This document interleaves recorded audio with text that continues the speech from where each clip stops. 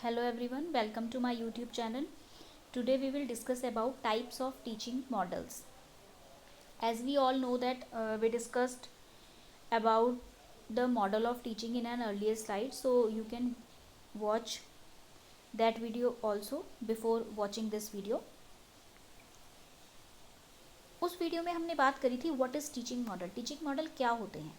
In a simple words we can say that a model of teaching is a type of a plan which can be taken up to shape a curriculum. शिक्षण प्रतिमान एक तरीके की योजना है जिसका उपयोग शिक्षक करता है अपने पाठ्यक्रम को एक आकार देने के लिए. किस तरीके से शिक्षक अपने पाठ्यक्रम को आकार देगा, उसकी जो योजना है वो मॉडल ऑफ टीचिंग तय करते हैं. So now we will discuss about types of teaching model. शिक्षण प्रतिमान के प्रकार कितने होते हैं. There are 3 types of teaching model. First is philosophical teaching model, means दार्शनिक शिक्षण प्रतिमान. Second is psychological model of teaching यानी कि मनोवैज्ञानिक शिक्षण प्रतिमान. And third is modern teaching model, it means आधुनिक शिक्षण प्रतिमान. So firstly we discuss about philosophical teaching model, दार्शनिक शिक्षण प्रतिमान, विच is given by Israel Scheffler, जिसको इजराइल सैफलर ने दिया था. As the name suggest this model influenced by the philosophy. ये जो शिक्षण प्रतिमान है ये दर्शन से प्रभावित है, क्योंकि जैसा जिसका नजरिया होगा वैसे ही हमारी शिक्षा व्यवस्था भी होगी. जैसा हमारे समाज की दृष्टिकोण होगा उसी तरीके के परिवर्तन शिक्षा में भी आते रहेंगे. As we all know that every teaching model is influenced by the philosophy of education. हर जो शिक्षण प्रतिमान होता है वो कहीं ना कहीं शिक्षा के दर्शन से प्रभावित होता है. Hence teacher formulate different models of teaching under the influence of the philosophy they believe. इसीलिए टीचर डिफरेंट टाइप्स के मॉडल ऑफ टीचिंग बनाता है और अपने शिक्षण में उनको उपयोग करता है जिस भी दर्शन पे वो विश्वास रखता है. जैसे हमने देखा था कि नेचुरलिज्म क्या बिलीव करते थे नेचुरलिस्ट, कि शिक्षा जो है वो एक फ्री एनवायरनमेंट में होनी चाहिए, एजुकेशन एक फ्री एनवायरनमेंट में होनी चाहिए. वहीं जब आइडियलिस्ट आए, आदर्शवादी आए, तो उन्होंने क्या कहा कि स्कूल्स होने चाहिए. जब प्रैग्मेटिज्म आए तो उन्होंने कहा कि प्रैक्टिकलिटी पे बल दो, प्रैक्टिकल्स करवाओ, केवल नॉलेज पे एम्फेसिस मत करो, उनको लर्निंग बाय डूइंग भी होना चाहिए. प्रैक्टिकलिटी के बेस्ड पे उनको अपना नॉलेज प्राप्त होना चाहिए. तो इस तरीके से जैसे जैसे समाज बदलता है वैसे वैसे शिक्षा बदलती है और हमारा दर्शन भी बदलता है, और शिक्षा के आधार पे ही हमारा दर्शन तय होता है. There are 3 types of philosophical model of teaching. First is impression model of teaching, जिसको कि जॉन लॉक ने दिया था, जिसको हम प्रभाव प्रतिमान भी कहते हैं. नाम से ही पता चल रहा है, इम्प्रेशन मॉडल ऑफ टीचिंग यानी कि एक प्रभाव प्रतिमान जो एक प्रभाव छोड़ रहा है आप पे. The impression model of teaching is generally based on assumptions.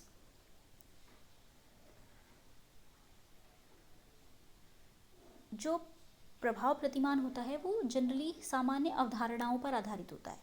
जैसा हमने देखा वैसी हमने अपनी अवधारणा बनाई, उस आधार पर. According to this model of teaching, the child's brain is like a clean slate of the time of birth. Whatever experiences are provided through teaching creates impression on child's brain. These impressions are termed as learning. इस teaching model में ही कहते हैं कि जब भी किसी बच्चे का जन्म होता है तो जन्म के समय में उसका जो मस्तिष्क होता है वो बिल्कुल एक कोरी स्लाइड की तरह होता है, एक प्लेन स्लाइड है, उस पर कुछ भी लिखा नहीं गया है. जैसे जैसे अनुभव उसको अपने जीवन में प्राप्त होते रहते हैं, कोई हर घटना उसके मस्तिष्क पर अपना प्रभाव छोड़ती है और वही जो प्रभाव है वही उसका अधिगम है, इसीलिए हमने इसको प्रभाव प्रतिमान कहा। Second model is insight model of teaching. It means सूझबूझ का प्रतिमान। इनसाइट मॉडल इट मीन्स सूझबूझ का प्रतिमान, जैसा नाम से ही पता चल रहा है सूझबूझ का प्रतिमान, यानी कि इस मॉडल में प्लेटो का ये मानना था कि शिक्षा केवल वो नहीं है, ज्ञान केवल वो नहीं है जो हम अपनी इंद्रियों द्वारा ग्रहण करते हैं, यानी कि जो हम अपने सेंसेस के थ्रू नॉलेज लेते हैं, केवल वो नॉलेज ट्रू नहीं है। हमें उस सेंसेस से प्राप्त नॉलेज पर अपनी सूझबूझ का भी उपयोग करना चाहिए, यानी कि जो चीज़ हम देख रहे हैं, जो चीज़ हम सुन रहे हैं, जो चीज़ हम महसूस कर रहे हैं, हमें उन चीज़ों पर विश्वास ना करके अपनी सूझबूझ का भी प्रयोग करना चाहिए। फॉर एग्ज़ाम्पल, जैसा हमने कहा किसी बच्चे को कि आपने स्विच ऑन किया और फैन सर्कुलर मोशन में घूमने लगा, तो क्या होगा, वो बच्चा इस चीज़ में बिलीव कर लेगा कि स्विच ऑन करते ही फैन सर्कुलर मोशन में घूमने लगता है। लेकिन जब लाइट नहीं है तब अगर वो स्विच को ऑन कर रहा है तो फैन सर्कुलर मोशन में क्यों नहीं घूम रहा है? इसका मतलब वो केवल उस बात पर विश्वास नहीं करेगा कि स्विच ऑन करने से ही फैन सर्कुलर मोशन में घूमता है। उसके मन में बहुत सारे प्रश्न आएंगे, कब, क्यों, कैसे, ये क्यों हो रहा है, कब हो रहा है, कैसे हो रहा है। तो आपको उसके आंसर्स को सेटिस्फाई करना पड़ेगा कि जब इलेक्ट्रिसिटी के प्रेजेंट में जब आप स्विच को ऑन करेंगे तो इलेक्ट्रिक करंट जो है वो सप्लाई होगा, और जब इलेक्ट्रिक करंट फैन में पास होगा, फैन की वायर्स में पास होगा, तभी जो फैन है वो सर्कुलर मोशन में घूमेगा। यानी कि आप केवल देखी हुई चीज़ पर विश्वास नहीं करके उसके पीछे जो सूझबूझ है उसका भी उपयोग कर रहे हैं। तो यहाँ पे इनसाइट मॉडल में ये प्लेटो कहना चाह रहे थे कि knowledge can not be provided through the expression of sense organs. उन्होंने कहा कि सेंस ऑर्गन से जो नॉलेज प्राप्त हो रही है केवल वो ही सत्य ज्ञान नहीं है, हमें अपने सूझबूझ का उपयोग वहाँ पे भी करना पड़ेगा। इन this model Plato also emphasized that mental process and language both work together। इसमें क्या हो रहा है, जो मेंटल प्रोसेस है, हमारी जो मानसिक प्रक्रिया है वो भी कार्य करेगी, और साथ में जो हम कह रहे हैं यानी कि जो भाषा है वो भी कार्य करेगी। यानी कि हमने कहा कि स्विच ऑन करने से फैन सर्कुलर मोशन में घूमा, तो ये तो काम करेगा, लेकिन उसके पीछे हमारी मानसिक प्रक्रिया भी है कि ऐसा क्यों हो रहा है। तो ये दोनों चीज़ें यहाँ पर एक साथ काम करेंगी, मेंटल प्रोसेस एंड लैंग्वेज दोनों। Third model is the rule model which is given bye can't, जो कि कांट ने दिया था, जिसको हम नियम प्रतिमान भी कहते हैं। As the name suggested, the rule यानी कि नियम, जो चीज़ें बनी हुई हैं, जो नियम बने हुए हैं, उन्हीं पर आधारित आप क्या कर रहे हैं, कार्य कर रहे हैं, और हर नियम के पीछे कोई लॉजिक्स होते हैं। तो this model is basically based on logics. ये जो मॉडल है, ये जो प्रतिमान है, ये लॉजिक्स पर बल देता है। The objective of this model is to develop the logical reasoning capacity of the students. Mainly जो इसका उद्देश्य है मॉडल का वो यही है कि विद्यार्थी के अंदर जो तार्किक शक्ति है उसका विकास करना। जो लॉजिक्स हैं, जैसे हम रीजनिंग में सॉल्व करते हैं ना क्वेश्चंस, ट्रिक्स के थ्रू, रूल्स के थ्रू, तो वो सब चीज़ें इस मॉडल में इम्पोर्टेंस दी गई है। तो ये था हमारा philosophical teaching model. Now let's talk about psychological model of teaching, यानी कि मनोवैज्ञानिक शिक्षण प्रतिमान, which is given by John P DeCecco. This model is totally based on psychology. ये जो मॉडल है ये साइकोलॉजी पर बेस्ड मॉडल है, जिसको कि जॉन पी डिकैको ने दिया था। There are 4 type of psychological model of teaching. First is basic teaching model, बुनियादी शिक्षण प्रतिमान। Which is given by Robert Glaser. जो बेसिक शिक्षण प्रतिमान है वो रॉबर्ट ग्लेसर ने दिया था। This model divided into 4 components. ये जो मॉडल है ये 4 घटकों में विभाजित है।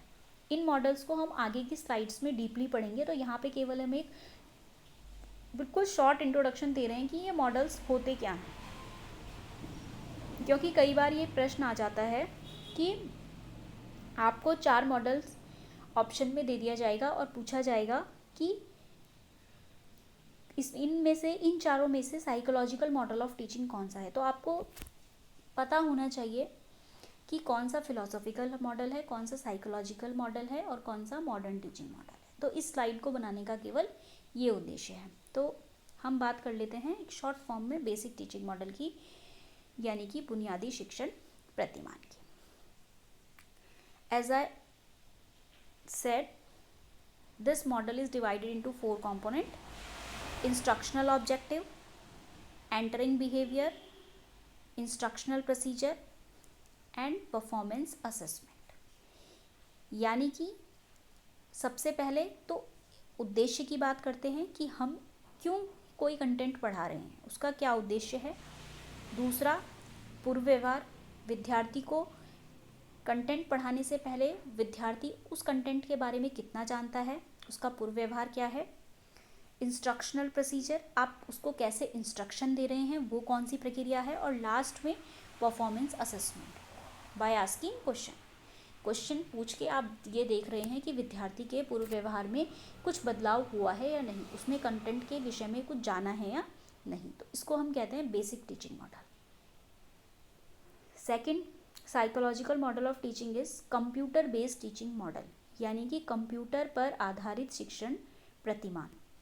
ये सबसे जटिल शिक्षण प्रतिमान होता है, यानी कि कॉम्प्लेक्स मॉडल ऑफ टीचिंग होता है, और ये बेसिकली बेस्ड होता है आपका इंडिविजुअल डिफरेंस पे, यानी कि व्यक्तिगत विभिन्नता में। क्योंकि हर बच्चा अपने कंप्यूटर पे काम कर रहा है, तो एक व्यक्ति की गति का दूसरे विद्यार्थी की गति पर कोई प्रभाव नहीं पड़ता। हो सकता है कोई उस प्रोग्राम को आधे घंटे में सॉल्व कर रहा है और कोई उस प्रोग्राम को 1 घंटे में सॉल्व कर रहा है, तो आप अपनी गति के हिसाब से उस प्रोग्राम को सॉल्व कर सकते हैं। तो इसको हम कहते हैं कंप्यूटर बेस्ड टीचिंग मॉडल। इसमें एक और अच्छी चीज़ है कि ये रेमेडियल टीचिंग पर भी बेस्ड है, यानी कि पहले इसमें विद्यार्थी की अगर कोई समस्या आ गई है, वो कोई क्वेश्चन को सॉल्व नहीं कर पा रहा है, तो उसका वहाँ पे प्रॉब्लम का डायग्नोसिस होगा कि क्यों वो प्रॉब्लम को सॉल्व नहीं कर पा रहा है, और फिर उसको रेमेडियल फ्रेम में भेज दिया जाएगा, यानी कि वहाँ पे उसकी समस्या का निदान भी होगा निदानात्मक प्रोसेस में। तो यहाँ पे रेमेडियल टीचिंग को भी इम्पोर्टेंस दी जाती है। Next is teaching model for school learning,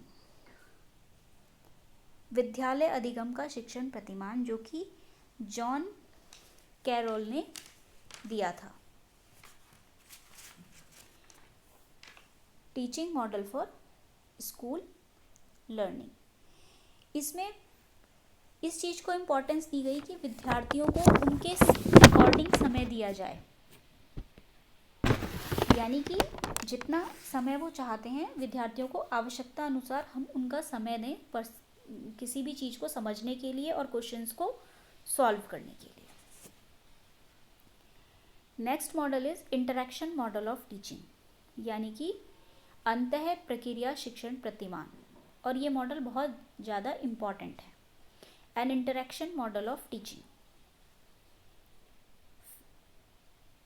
in this model Flander consider teaching process as an interaction process. इस मॉडल में फ्लैंडर ने टीचिंग प्रोसेस को एक इंटरैक्शन प्रक्रिया कहा, यानी कि अंतःक्रिया की प्रक्रिया कहा। अब अंतःक्रिया किसके बीच में होगी? टीचर और स्टूडेंट। इंटरैक्शन किसके बीच में होगा? टीचर और स्टूडेंट के बीच में। In this model Flander divided classroom behaviour in 10 categories known as Flanders 10 category system. इन्होंने इसके कक्षा का जो व्यवहार है उसको 10 कैटेगरी में डिवाइड किया, जिसके लिए इनको कहा जाता है फ्लैंडर्स 10 कैटेगरी सिस्टम।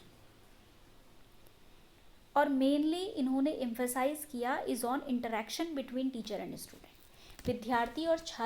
विद्यार्थी और अध्यापक के बीच में, टीचर और स्टूडेंट के बीच में किस तरीके की अंतःक्रिया होती है, इस पर इसमें बल दिया गया। Third model of teaching is modern teaching model, यानी कि आधुनिक शिक्षण प्रतिमान, which is given by Bruce R. Joyce. Under this model of teaching, first model is models based on social interaction source, सामाजिक अंतः प्रक्रिया स्रोत पर आधारित प्रतिमान। इसमें emphasis is on social development, इसमें सामाजिक विकास पर बल दिया गया, विद्यार्थी के सामाजिक विकास पर बल दिया गया। Next is models based on information processing source, सूचना प्रक्रिया स्रोत पर आधारित प्रतिमान। इसमें आवश्यक सूचनाओं पे एम्फेसिस किया गया, यानी कि इंफॉर्मेशन पे एम्फेसाइज किया गया। Third is models based on behaviour modification, व्यवहार परिवर्तन स्रोत पर आधारित मॉडल। इसमें इन्होंने कहा कि हम with the help of reinforcement student के व्यवहार में चेंज करेंगे, यानी कि उसको पॉजिटिव रीइंफोर्समेंट या नेगेटिव रीइंफोर्समेंट, पुनर्बलन के हिसाब से हम उनमें डिजायर्ड बिहेवियर लाएंगे विद्यार्थी में। अगर उसने सही आंसर दिया तो आप उसको पॉजिटिव रीइंफोर्स करेंगे, शाबाश, ताकि वो अगली बार भी आंसर देने के लिए रेडी रहे।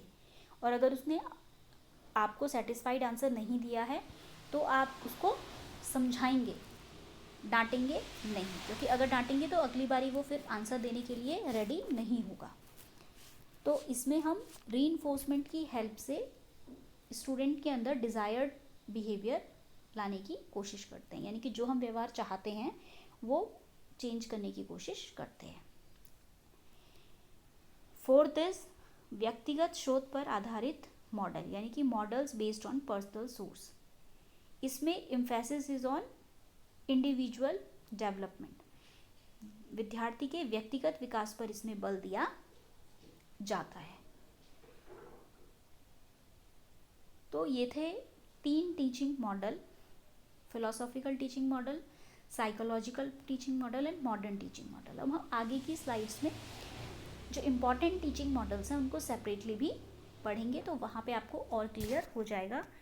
I hope you all understand this topic, types of model of teaching. Thanks for watching.